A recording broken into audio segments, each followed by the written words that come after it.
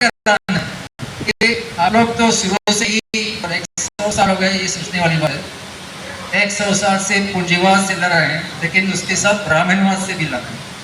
और मेरे समझ में भारत में दोनों खतरे हैं, पूंजीवाद और ब्राह्मणवाद।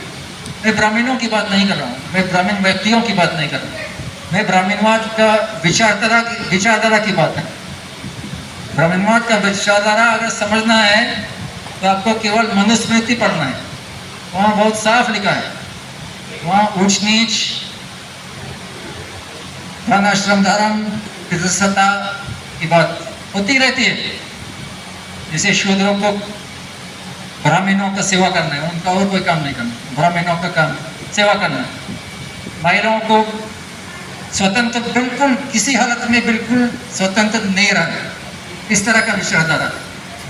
और मैं समझता हूँ कि आजकल इस विचारधारा का दुकान है आरएसएस और भाजपा, इसलिए इनसे भी लड़ना जरूरी है। और आपके दिमाग में साफ होना चाहिए कि हिंदुत्व भाकपा माले का विचारधारा का पूरा अपोजिट है, इसका पूरा विरोधाभास है। तो ये सोचते हुए मैं आपको एक नारा का सुझाव देना चाहता हूँ। मैं इसलिए आया हूँ एक नारा प्रस्तुत करने के लिए।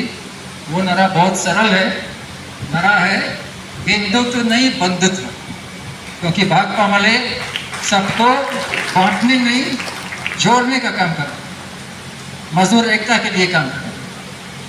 चाहो किसी धर्म से हो, किसी समुदाय से हो, किसी जाति से हो, आप सब हमारे साथ लड़ते रहिए, ये भाकपा वाले का प्रयास है। तो एक बार नारा दोहराते हैं, हिंदुत्व नहीं बंधुत्व, हिंदुत्व नहीं बंधुत्व, हिंदुत्व नहीं हिंदुत्व नहीं।